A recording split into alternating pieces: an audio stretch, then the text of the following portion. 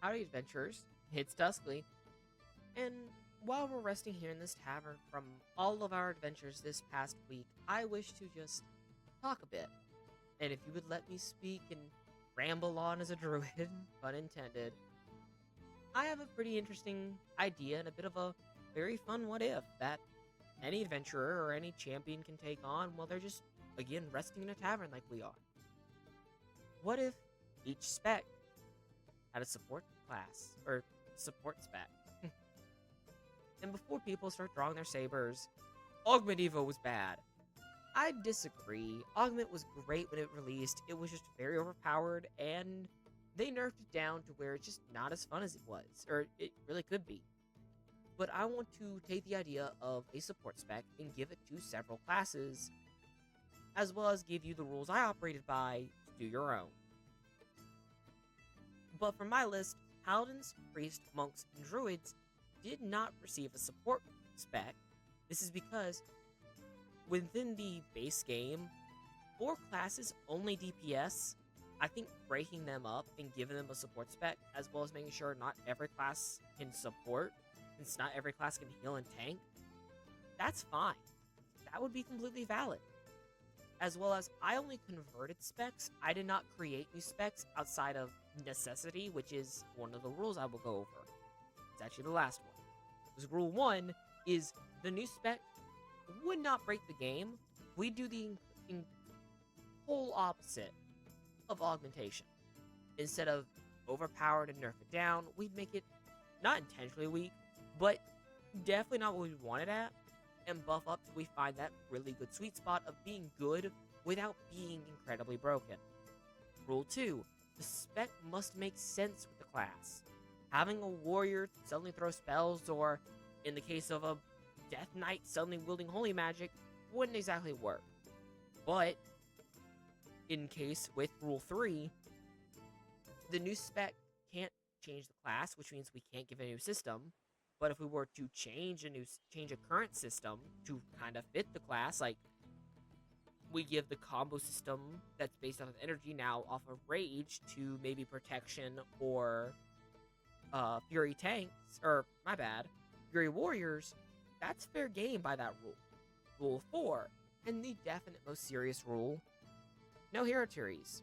This is because we want to just base the work off of just the spec, and hero trees mix 2 specs, and that would just be a lot of work. Y'all can do that. I don't mind it, but for me, I did not do a hero tree.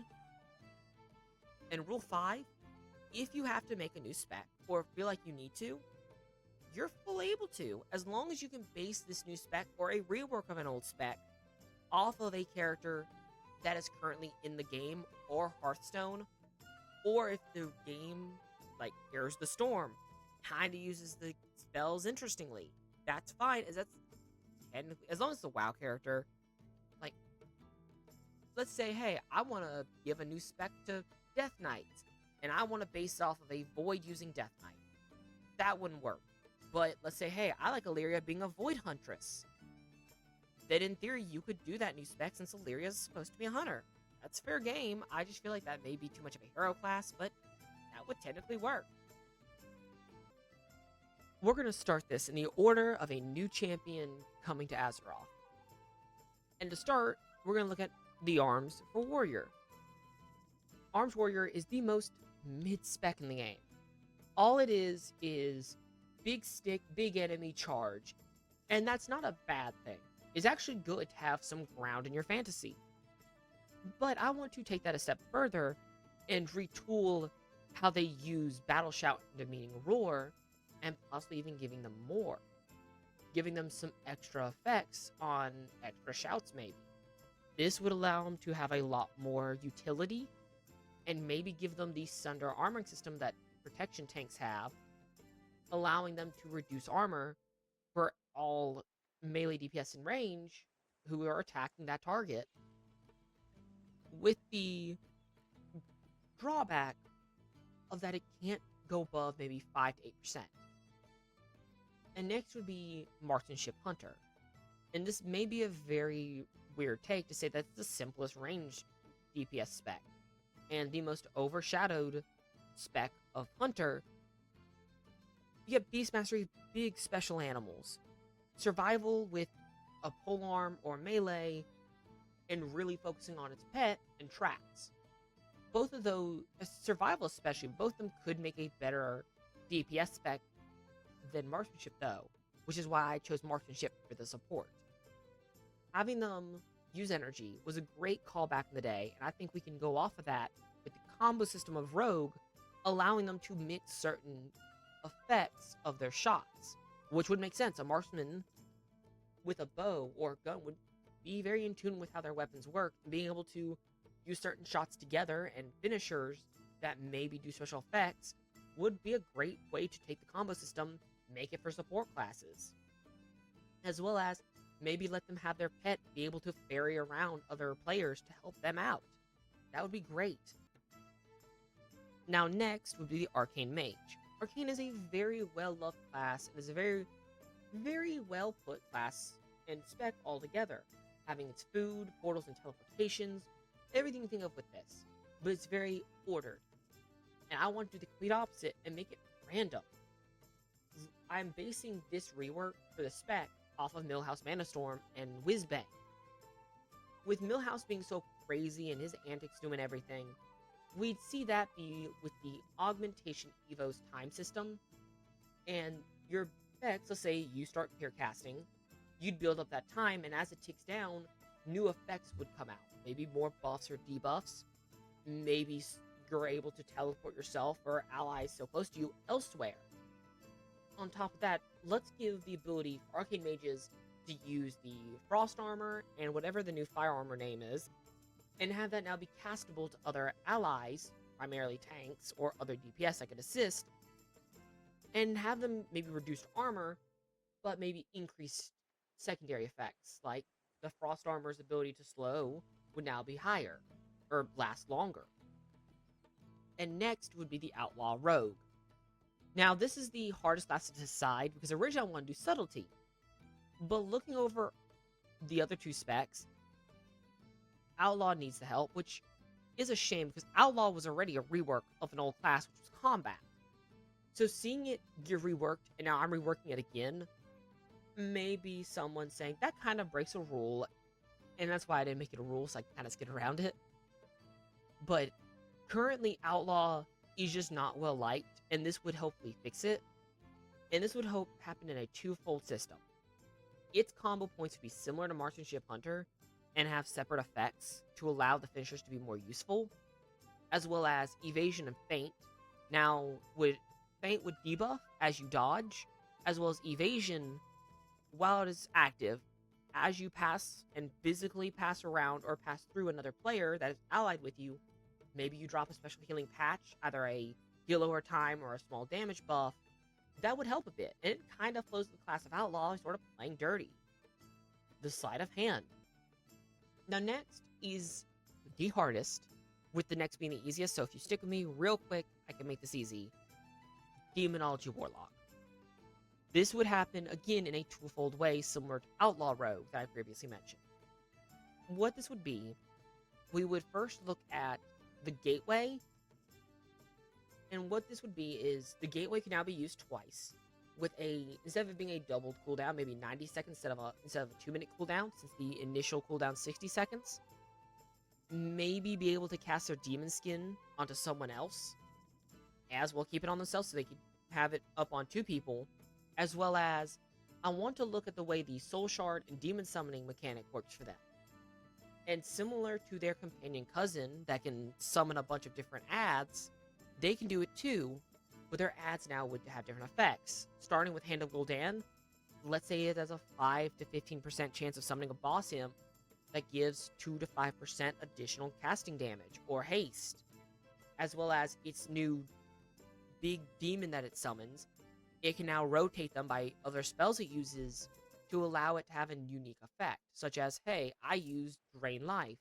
The next time I cast and to summon that big demon, it now has a unique version that does something else. Maybe it gives more haste. Maybe it heals over time of allies in range.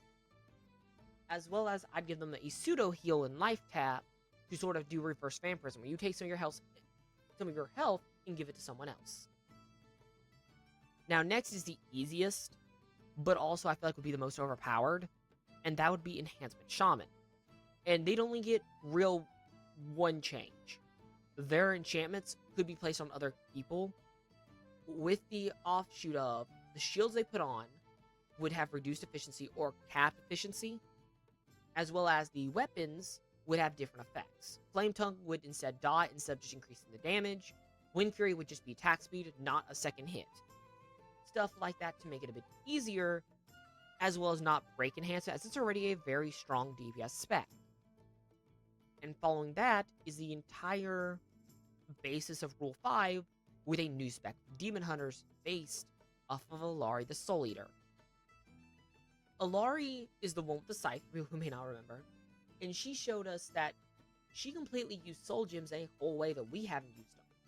So what if we took that idea, touched it up a bit, and used it? So taking the soul shards from Demonology Warlock and using it as a way to use special, more ranged abilities that can heal, again, reverse vampirism like Warlocks would have, maybe using it to summon demons temporarily, again, to assist with other buffs.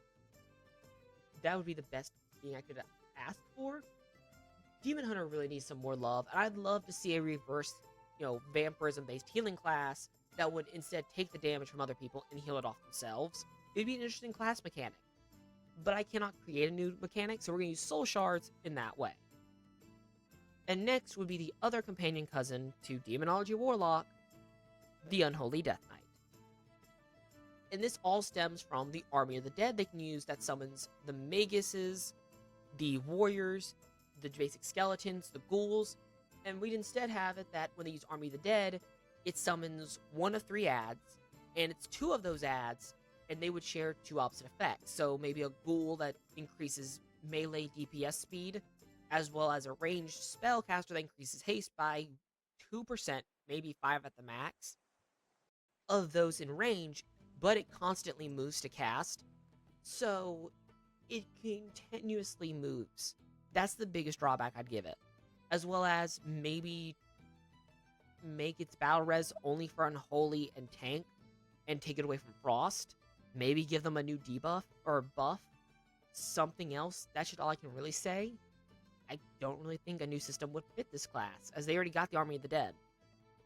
Now next would be Evoker, and it already has augmentation, so we're not going to go over augment. But while we're here, I want to compare and contrast a good and a bad support spec that I made, and I'm willing to say that one of them is bad and one of them is really good, in my opinion. The Marksmanship Hunter idea that I laid out could be really fun. The ability to combo your shots and your ability to coordinate with your team, or your raid group, or your dungeon, or even in PvP, and then having your pet be able to take and move allies would be great. It's small little things like that that really make it great. But to contrast and say which one I would really hate to see come would be the reworks of the companion cousins of Unholy Death Knight and Warlock, because right now, those 2 classes aren't in bad spots. It's just the randomness of those adds that they summon would make them either really easy to break or really hard to buff, depending on how you want to look at it. As well as Arcane Mage, again, would be really fun, but may just be too strong or just too random to make it viable in that sort of idea.